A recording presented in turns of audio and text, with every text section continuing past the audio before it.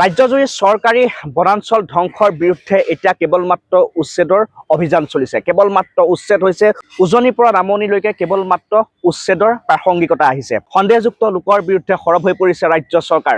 ৰাজ্য জাতীয় দল সংগঠনৰ একাংশহে কেৱল মাত্ৰ এই ব্যৱস্থাটোত সমৰ্থন জনাইছে, অন্য হাতেদি বিৰোধী ৰাজনৈতিক দলে উচ্ছেদৰ বিৰোধিতা কৰিছে।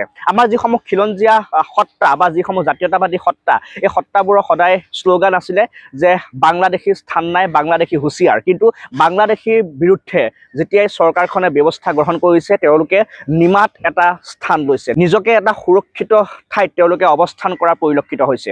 তেওঁলোকৰ স্বাৰ্থ কি হ'ব পাৰে? তেওঁলোকে জাতীয় সংগঠন কৰিছে, বাংলাদেশী হুঁচিয়াৰ কথা কয়, আছে হেংদাং লোৱা নাই, ল'লে হেংদাং ৰক্ষা নাই বুলি কয়। কিন্তু ইয়াৰ পাছত যেতিয়াই চৰকাৰখনে বাংলাদেশীৰ বিৰুদ্ধে সৰব হৈছে, সন্দেহযুক্ত নাগৰিকৰ বিৰুদ্ধে সৰব হৈছে, চৰকাৰী ভূমিৰ পৰা সকলোকে উচ্ছেদ কৰিছে, এতিয়া কিন্তু তেওঁলোক নিমাত হৈ আছে। এই গোটেই বিষয়টোক লৈ আপোনালোকে কি ক'ব বিচাৰে? সঁচাকৈয়ে এওঁলোক এজন ভণ্ড মুখা পিন্ধা সুবিধাবাদী বাৰু নহয়নে?